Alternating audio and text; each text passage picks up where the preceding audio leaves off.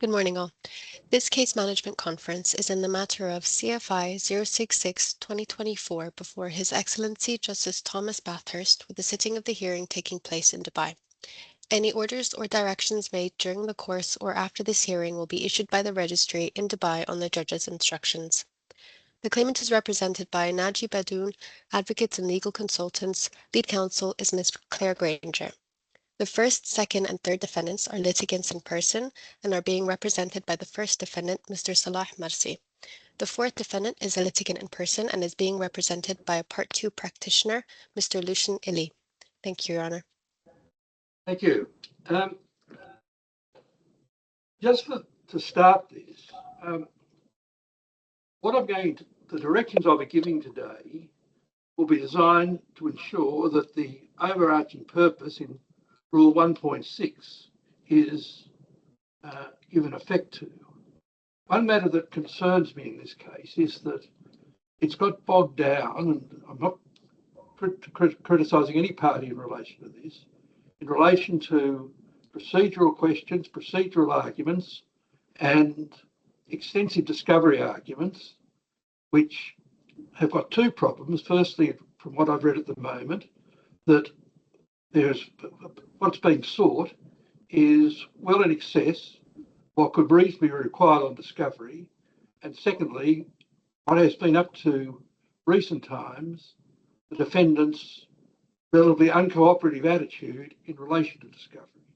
Now, I just say that I don't want to add anything further to it, but you'll see the relevance of it when I come through. Ms. Granger, of all the parties, can I deal first with the application to file the fresh defence? You have filed a skeleton argument, which I think on the weekend, with, I should add, a case bundle of 3,505, sorry, I withdraw that, 3,512 pages, which with all due respects has doesn't seem to be a real compliance with the requirements for case management bundles. But I'll leave that to the side. With the last 10 minutes I took, I was able to get the other document I wanted, which was at page 2,544. The basis on which you seek to resist the new defences are summarised in your 19th of September submission, I think. Is that correct? They are, yes, sir. They, as I read them, don't suggest that the defence is not arguable, that it doesn't disclose a valid defence, but rather it maintains the complaints that you've made on a somewhat regular basis during the last 6 months of these proceedings. And I appreciate the force of what you say about it being bogged down, but that's the fact, isn't it? Actually, sir, the 19th of December was actually in response to Lufty & Co. in principle, because Lufty & Co. have now introduced a argument with regards to their joinder to the costs argument. I'll come to Lufty & Co. You say, can I just go to your skeleton argument for a moment? Yes. In paragraph 2.7, you say the defendant has served together with the draft amendment states. So I withdraw that. If you go to paragraph 5.1 of your submissions, claimants have served with the court and the parties detailed responses to applications 8 and 9 and submit the following brief submission. Claimants file their response. Claimant submitted the application OH on 19th September. The claimant submitted that application OH should not be granted on the ground the first defendant, and then you talk about Mr. withholding relevant documents and transcripts, and Mr. disclaim responsibility. Now, I then, having traced through this case management bundle, ultimately came across document which is at page 2544, which is a claimant's reply to the defendant's application number 8 of 2024. Oh, sorry, number 8. And that admittedly talks concerning the pleadings and Lufty & Co., but it doesn't seem to refer at all as I would understand it, to the reason that the defences should not be filed. The application 08 was actually a cost relief application by the first defendant. Well, what is the base? Let's tell me this. I think this is the best way to do it. What is the basis that you say the defendant should not be allowed to file their defence? That's the first, second, and third defendants. We haven't said that the defendant should not be allowed to file their defence in our skeleton argument. In the skeleton argument, we've mentioned that the affidavits should have been filed correctly with the defences. We're doing really well now. So you've got no objection to the defendants filing those defences. We have no objection to the defences being filed. We have one request that the defences are filed in addition to the original defences, which make certain disclosures by the actual defendants in their own personal rights. The defendants are acting as persons, in litigants in person. The result to make that. What's the basis on which I can make that order? On the basis, if I can take you to B3, page 64. Look, I haven't got it in front of me. Okay. Okay, I will take you to 2 points. In the first defence of the first defendant on page B3, in page 60, just give me 1 second, I'm just pulling it up. Sorry, 67. Page 67, is it? Yeah. Yes. The first admission by the defendant in his defence is that he originally states that the business was sold for 15,000 and the intellectual property was sold for the separate amount. In his new argument, he's trying to argue that the intellectual property was never sold with respect to the business. I won't order that, but that can be noted on the transcript, and so you will be entitled. Please, you will be entitled to tender those paragraphs at the hearing as an admission by the defendant, and if the defendant gives evidence, he can be cross-examined on it. Okay, the second is the fact that he states that the only liabilities that were agreed for payment pertain to the products to suppliers and their outstanding accounts. This is a significant part of the case because it's the claimant's case that the product suppliers and their outstanding accounts were never cleared. Again, you can tender that as this will be recorded on the transcript. You can tender that matter as an admission, and again, you can cross-examine the defendant on it. Perfect. That seems to be the appropriate way to do it. Yes. It also relates to page 69, and it goes to the heart of the standard disclosure where he was asked to produce all documentation related to documentation disclosed in his defence memorandum. There is a document on page 69, an email dated the 1st of February 2024 between the defendant acting as shareholder and general manager of the second claimant to RAC Bank, in which he states that, as you know, the purpose for the loan was for us to add additional services in our salon. After the loan was approved and credited into our account, we have signed 3 paychecks for the fit-out contractor and 2 more suppliers as per the quotations we sent you during the loan application process and per the agreement with RAC Bank.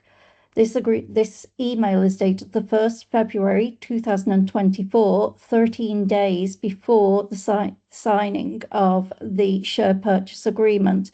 But we have not had disclosed to us the 3 paychecks, nor the contract with the fit-out contractor, nor the details of the 2 suppliers or the quotations or documents that were sent to RAC Bank pertaining to this loan, where it was allegedly meant to have been spent. Cross-examine on that as well. The next one goes to page 75. And this involves Mr. Lucian Ely's client as well. Ms. Granger, none of this seems to be any skeleton argument.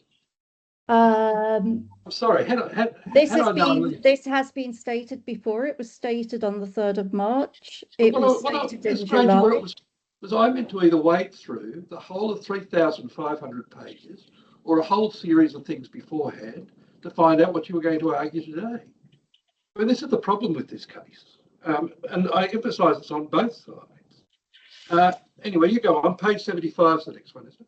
Page 75 is where the first defendant admits that the hair creator's salon, and he provides a photograph of the salon related to the second defendant on page the fourth defendant on page 66 is Hair Creators Limited, Ladies Only by Rojin.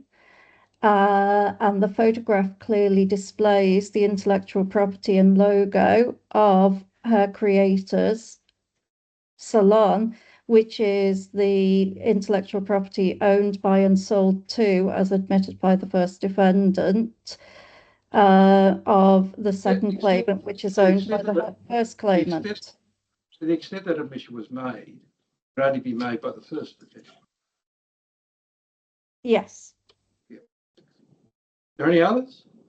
No, they are just the main points. But there are several admissions within the first defendant's original pleadings which go to the heart of this matter and also link to the fourth defendant. All right. I refuse to order the defendants to file any documents in addition to the offences which were provided in draft on the 19th of September. However, that order is without prejudice to the claimant's right to tender against the defendant any paragraphs of their earlier defences which contain admissions, in particular the paragraphs referred to, the case management bundle, in particular the paragraphs referred to in the case management bundle at pages 67, 69 and 75, and in addition to cross-examine the defendants on that. And 76, please, sir. Oh, and 76, yes, thank you. Thank you, sir. Now, then we get down to the costs. I know there's a debate about the former solicitors being ordered to pay the costs, but they're not parties to this application, are they? They're not here today. What do I meant to do about that? I've got some sympathy with the proposition, but on the material that I've seen from both of you, but I just don't see I can do anything today as far as that's concerned. Mm-hmm. For today's hearing, there is no argument on the claimant's side that the defendant's solicitors should be responsible for today's hearing. It's a separate matter. Mr. Masri, I think that's right. If you want to bring an application against your former solicitors, it should be done, in my view, in separate proceedings. It's an entirely separate matter to this case. I understand, yes. Yes, Your Honour. Now, in relation to your costs, Ms. Granger, do you agree that the relevant orders are the two cost orders I've made? I think one was in August and one was in September, was it not? Trying to find me. It was. Yes, sir, it was. One was from the CMC in July on the 31st of July, with the order being made on the 4th of August. The second was the 28th of August, with the order on the 4th of September. Do it for a second.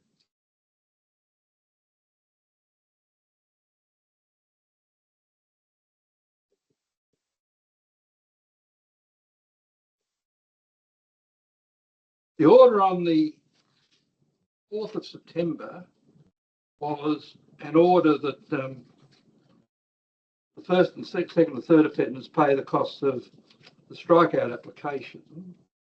The order on the earlier order, I think, pay the claimant's costs arising from their application then to amend, with procedural steps taken and applications filed pursuant to such amendments. One thing that I'd like your submissions on is that those orders, although the first one was fairly expansive, were confined, as it were, by the strikeout application. They wouldn't include on their face all the discovery applications and all the innumerable procedural steps which have been taken. Now, it just seems to me that looking at it, for the two strikeout applications, you chart on your statement of costs is 112 hours, which is something in a little less than 3 weeks, with your associates charging 90 hours and 71 hours respectively. On the face of it, that seems to me disproportionate to a reasonable amount of costs incurred in relation to the strikeout applications. Now, I've read the additional material you've put in there, and that seems to me to, as it were, to say that everything, as it were, hangs off those strikeout applications. At the moment, I'm somewhat sceptical of that. And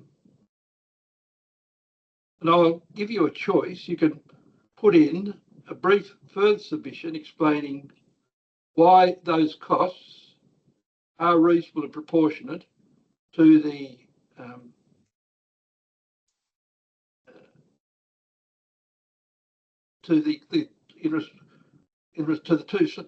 cost of the two strikeout applications, or you can leave me to make my own mind in relation to that question. It's better for you. I'm happy to put in a supplemental explanation just to explain the reason behind it, just to give you some assistance in making your own decision. I would need some assistance if I was going to make a cost order or anything near the vicinity of the one you're claiming in respect of these orders. Then I would make a very, very short submission just to give you some assistance. Look, I fully understand that you may well have spent that time and amount on this case, but the orders were limited to the strikeout applications. That's the difficulty I have. Yes. I'm not saying your costs overall are unreasonable or disproportionate. I'm just saying when you narrow them down to the strikeout applications, I have that difficulty. No, if there's anything related to standard disclosure or anything, then I will look at that as well. And if there's a revision to be made, I can look at that also in the matter when I draft the submission to yourself. Mr. Masri should have an opportunity to put a very short reply. Sure, Your Honor. Thank you for the opportunity. I just wanted to bring to the court attention the fact about the share transfer agreement, which the whole claims are built upon. Mr. Masri, I don't want today to go into the merits. You'll have an ample opportunity to do that at the trial. What I'm trying to do is just put this case in a position where it can be set down for trial. Okay, sure. From our position with the evidence we have supplemented to the court, we are ready for the trial, Your Honor. Can I deal with the fourth defendant? Sure. The first question is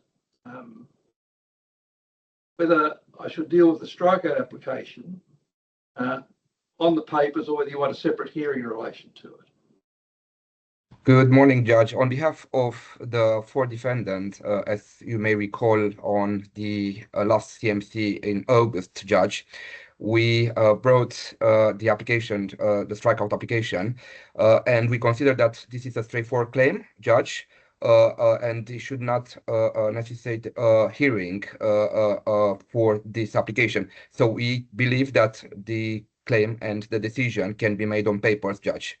But of course, if you need assistance, I'm happy to take 5 minutes just to point the. No, it's all right. I've read your submissions. I'm happy with Yes. that. Ms. Granger, what do you say in relation to it? With relation to the fourth defendant, we would like the opportunity to take, if there is to be a decision on papers, the opportunity to take a reply to this, because the principal reason for the inclusion of the fourth defendant is due to admissions by the first defendant in his original defences as to the fact that the fourth defendant, as demonstrated by the pictures and the admissions on page 76, demonstrate that the fourth defendant was originally part of the second claimant. The first defendant has admitted to transferring funds in the banks, as evidenced by the bank statements, to the fourth defendant, and there are no contracts or financial arrangements between the fourth defendant and the second claimant. And the only admission of why there was a transfer between the fourth defendant and the second claimant is the first defendant stating he was paying maintenance to his ex-wife, which would mean that he used the corporate vehicle of the second claimant and the fourth defendant to transfer funds for personal reasons after a loan had been received into the bank. It's prior to any contract. Ms. Granger, I rather thought, which is why I was asking the question, that you may have covered this in your skeleton argument, but if you haven't, you should have leave to make further submissions in opposition to the strikeout application. Yeah, I have covered it in the skeleton argument as well. Do you content with what's in the skeleton argument, or do you want to add further submissions? No, I would like to add further submissions as well. By when can you do that? If I can be granted 1 week, that I can submit within the week, if that is okay with yourself, Your Honour. Yes, that's fine. Mr. Illy, can you put in submissions in reply within a week thereafter? Indeed, I can, Judge. Judge, I just wanted to bring to the court attention that those elements have been known from the very beginning, Judge. It's not something that has been discovered yesterday, and Ms. Groninger had more than ample opportunity to put anything and everything. For the sake of clarity, I made this application aware to the court. There's a lot of things in this case that could have been done a lot earlier. Yeah, I agree. Judge. I'm not going to go any further than that at the moment. Very well. How long do you want for your additional cost submissions? Granger? I can give them in a week as well. Mr. Masri, could you reply within a week? Yes, I can, Your Honour.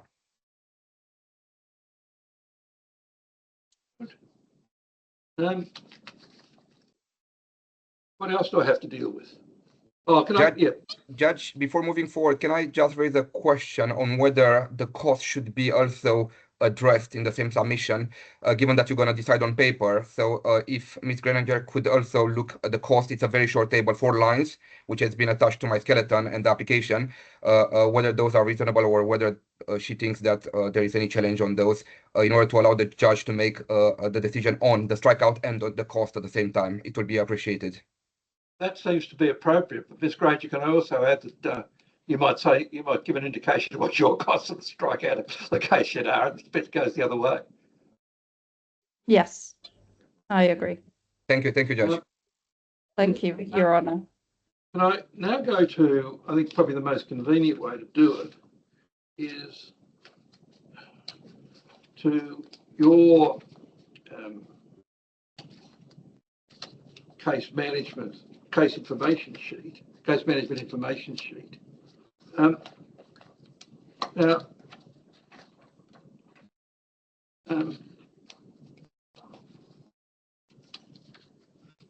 in relation to production by the fourth defendant, subject to hearing from Ms. Granger, I don't think it's appropriate to make any orders until the strikeout application has been determined. Agreed, Your Honour.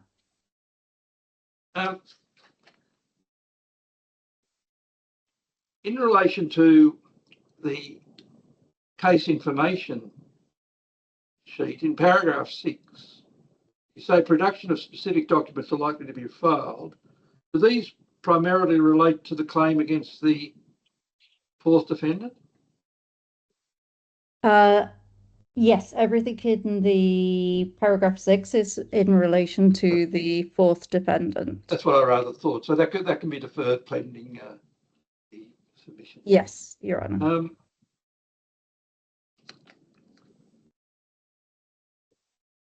Is the RAC Bank providing documents or not? No, Your Honour, the REC Bank has not provided the documentation so far. The only point we have is the documentation related to that email on the 1st of February, which should have been disclosed but has not been disclosed. There's been an order for production made against the RAC Bank, isn't there? There is an order made against REC Bank, yes. I'll take that matter up with the registry. Now, you say you can put on your evidence, apart from experts, by the 30th of January.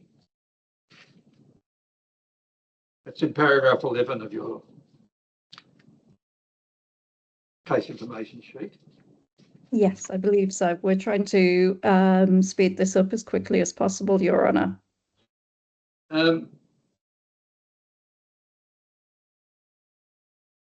And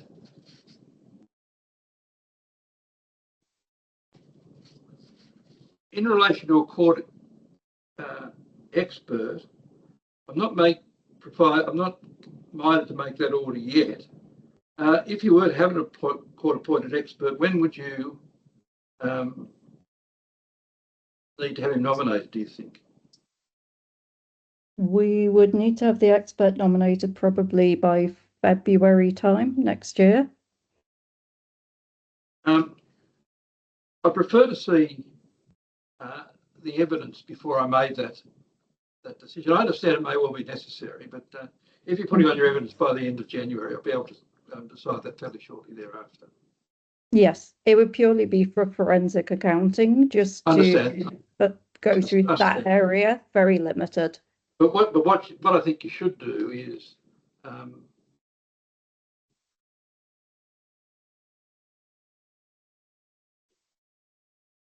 you put the issues in your case information sheet. What do you say about experts, Mr. Masri? I don't mind, Your Honour, if an expert would help to go through the evidences and report to the court. And I'll be ready as soon as the nominated name by the court is done. Mr. Riley, well, assuming you're still here, and, what's your attitude to it?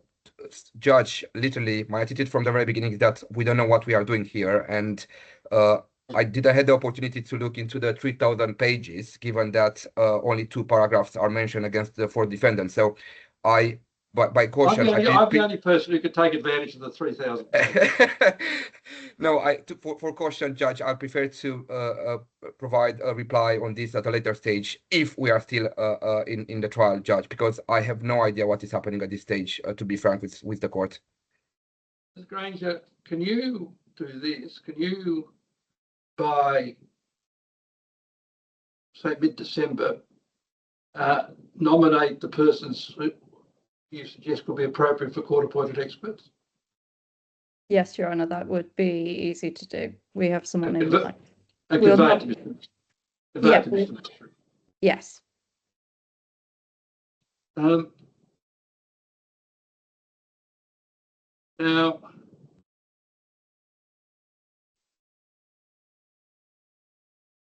you think the trial will take 1 to 2 days? Yes. I won't set it down yet because I want to get the strikeout application at least sorted out. But you can proceed on the basis I'll be away for a little while in April till the first couple of weeks in May, but I'll be looking to set it down fairly shortly after that. Thank you, Your Honour. Does that cover everything?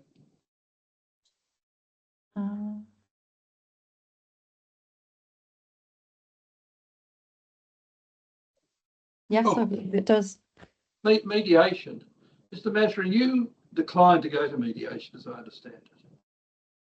Yes, Your Honor, but first I had a serious concern to discuss with the court, which is the contract itself that the whole claims are built upon.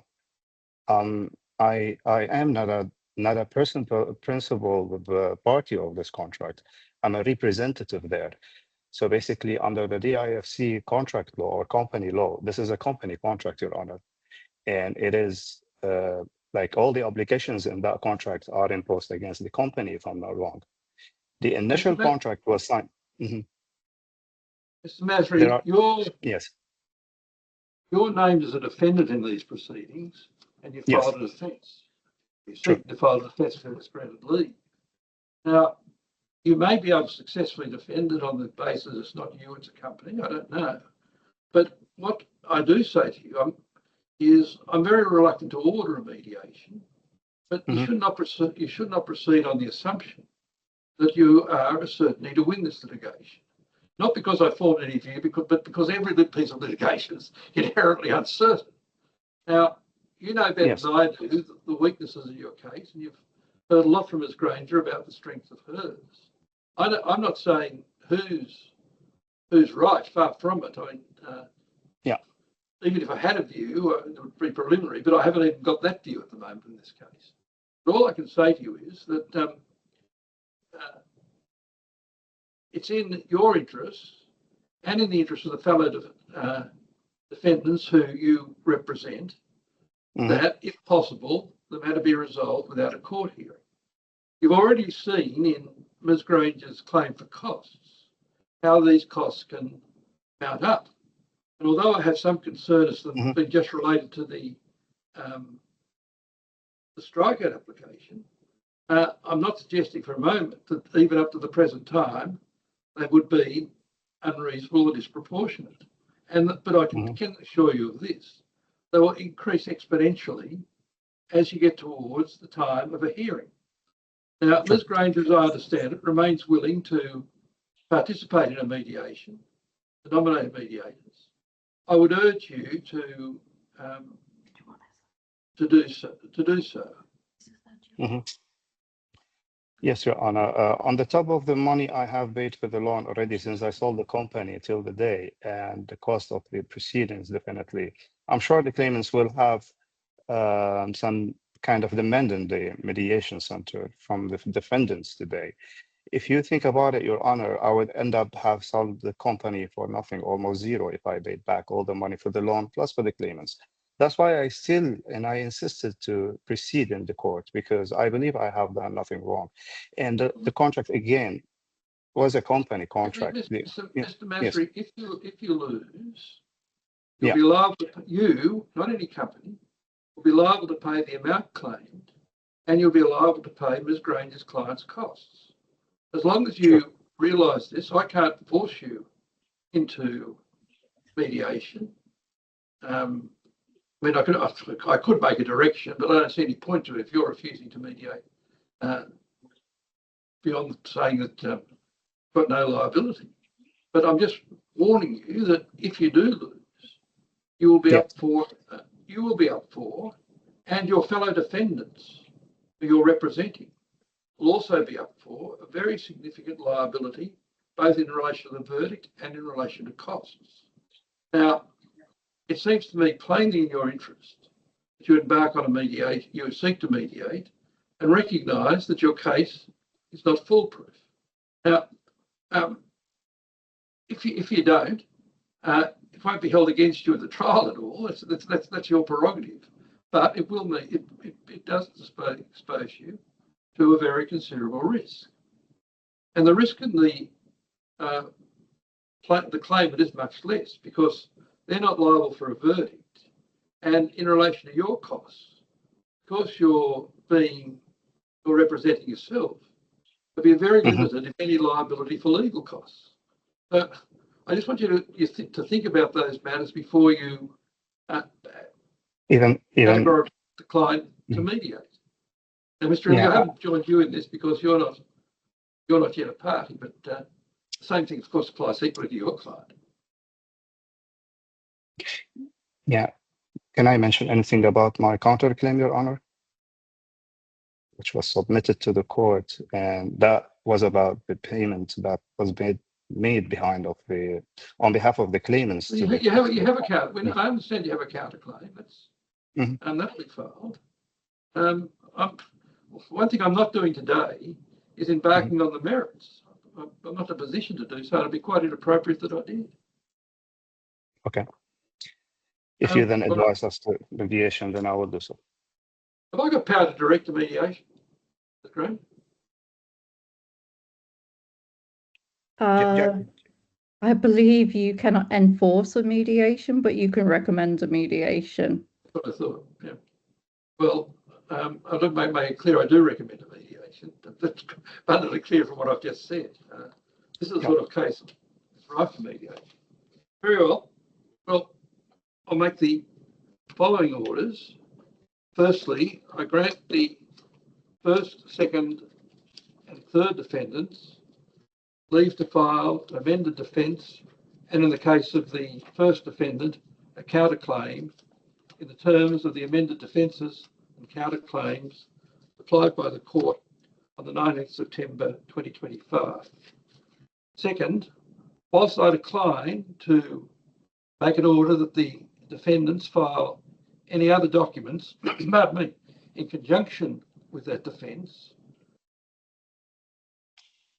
I note that the claimant, will be entitled to tender against the first defendant as admissions the materials in pages 67, 69, 75 and 76 in the case bundle filed for the purpose of today's case management hearing, and to cross-examine the first defendant on those documents if he gives evidence. Third, I direct the claimant file any additional submissions in respect of the application by the fourth defendant to strike out the claim made against it on or before the 18th of November, and that the fourth defendant file any submissions in reply on or before the 25th of September. Next, I direct that the claimant file any further submissions it wishes to in support of its application for costs on or before the 18th of November, and the first defendant file any submissions in response on or before the 25th of November.